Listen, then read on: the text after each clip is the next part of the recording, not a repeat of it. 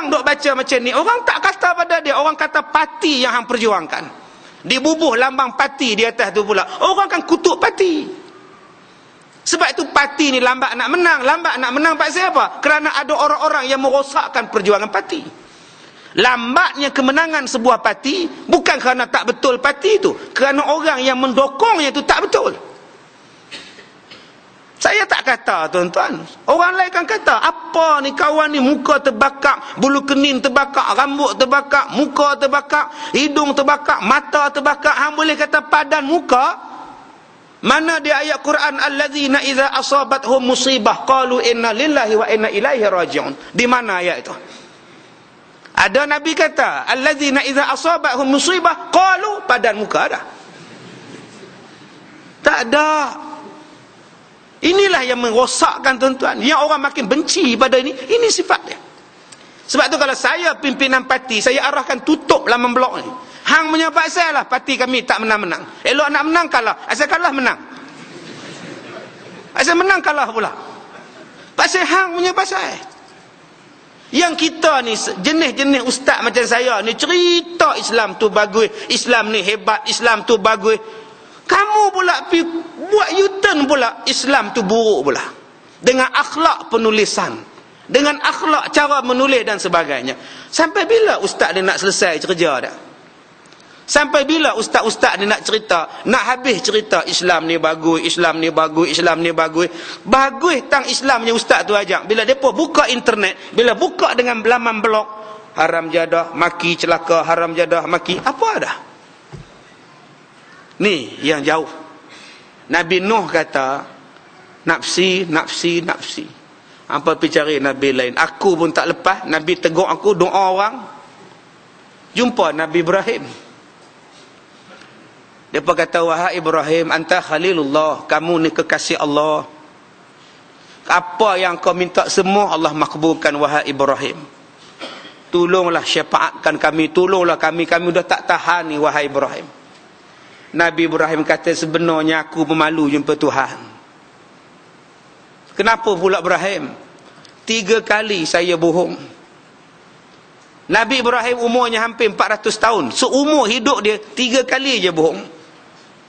Hari ni tuan-tuan, berapa kali bohong? Hari ni saja, tak usah tanya semalam. Hari ni saja, berapa kali dah kita bohong? Masya Allah. Pakcik minta duit, pakcik. Tak ada duit. Dalam poket 200. Tak ada duit lagi. Bohong. Jumpa tepi jalan tu. Kemana pakcik? Tak pergi masjid ke? Malam ni Ustaz Kazim ada. Pakcik ada hai. Ada hai apa? Balik rumah duk menung. Duk tunggu Kelantan lawan Kedah. Piala Mas Raja-Raja. Subhanallah. Bohong ni tuan-tuan. Bohong dengan isteri. Bohong dengan pak. Bohong dengan mak. Bohong dengan suami. Tak malukah menghadap Tuhan? Ustaz, ya. Nabi Ibrahim pun bohong lah. Kalau Nabi Ibrahim bohong, saya pun nak bohong. Tengok apa jenis Nabi Ibrahim bohong. Bohong pertama, menyelamatkan akidah. Sebab Raja Namrud suruh sembah Tok Kong. Dan Raja kata, semua rakyat beta, jom kita pergi sembah Dewa Ra, Dewa Matahari. Nabi Ibrahim kata, tak paksa aku ni nak sembah Tok Kong ni pula. Nabi Ibrahim buat excuse. Dia bagi MC. Dia kata, saya sakit taun, tak dapat pergi. Pada masa itu penyakit taun adalah penyakit yang paling dibenci. Kalau siapa yang ada penyakit taun, dihalau keluar. Depa pun kata pada Nabi Ibrahim, hang jangan pergi, nanti berjangkit satu kampung pula. Nabi Ibrahim pun rasa, yes, selamat aku. Bila duduk seorang-seorang, tuan-tuan, apa yang kita boleh buat? Cuba tuan-tuan duduk seorang-seorang dalam bilik hotel. Tuan-tuan pergi kursus. Nak lapor diri pukul 8 malam. Kursus bermula 8 malam sampai 2 petang.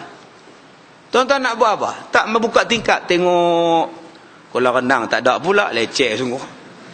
Buka TV pun jemu, buka TV salah. Sat lagi buka peti sejuk, tengok kacang ada ke tidak, tutup balik. Sat lagi buka almari sini, buka laci sini. Itu kalau duduk seorang-seorang. Nabi Ibrahim duduk di seorang-seorang dia. Dia nak buat apa? Dia tengok berhala ni banyak gila. Dia ambil kapak, di kapaknya habis berhala-berhala kecil. Tinggal berhala yang paling besar. disangkuknya di tangan berhala paling besar. Balik raja tengok hancur segala berhala. Raja tanya, siapa yang buat ni? Mereka jawab, ni Ibrahim lah tuanku, dia seorang yang tak pergi, kita semua pergi. Panggil Ibrahim. Kamu buat? Tidak. Apa sebab kamu tak buat? Kamu seorang yang tak pergi. Kalau saya buat, mestilah kapak tu ada di tangan saya. Sekarang ni siapa yang megang kapak? Dia lah yang buat. Nengok-nengok kapak yang paling besar, yang paling besar berhala yang pegang kapak. Itulah yang buatnya, tengok dia pegang kapak. Raja Namrud kata, kamu ni bodoh benar Ibrahim. Adakah batu, kayu, berhala yang keras ni boleh hancurkan yang kecil-kecil? Kalau gitu tuanku lah bodoh. Tuanku sembah benda yang tak boleh buat apa-apa. Bohong kali kedua. Salah ke dia? Tak salah. Kali pertama menyelamatkan akidah. Kali kedua nak bagi tahu sembahan Namrud tak betul. Bila dibakar tak terbakar. Dihalaunya Nabi Ibrahim. Nabi Ibrahim bawa isteri dia pergi ke negeri lain. Berhijrah ke negeri lain pula. Bila sampai di negeri yang mana rajanya suka merampas isteri orang. Mana isteri yang cantik dia rampas. Bila sampai dekat imigresen nak cop, pegawai imigresen tanya, siapa ni perempuan belakang kamu ni? Adik kamu ke, mak kamu ke, isteri kamu? Nabi Ibrahim kata, ni adik.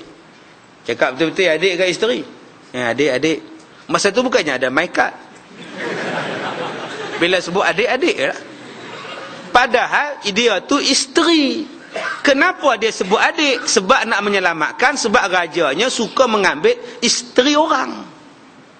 Akhirnya selamatlah Nabi Ibrahim, taklah dirampas isterinya. Itulah 3 kali Nabi Ibrahim berbohong.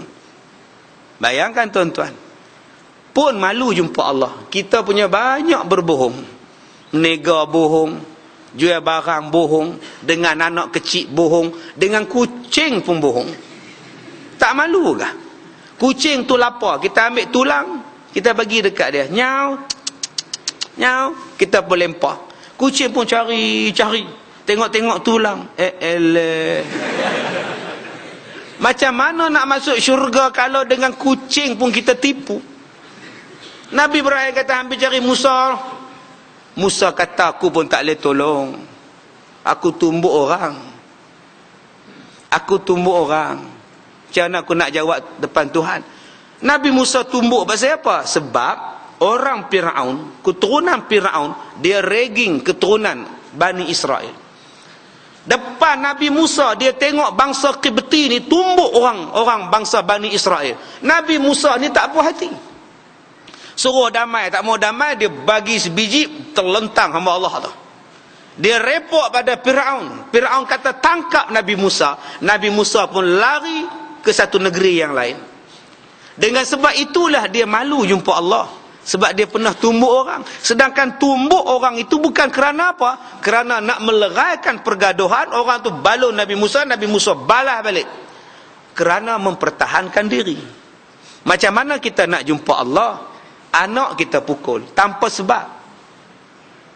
Anak kita ambil 20 sen, dia cala kereta Myvi kita. Tak guna punya anak, rotan 10 kali di tangan, pecah tangan anak. Tuan-tuan tak takut ke jumpa Allah ni? Budak 2 tahun, dia tahu apa?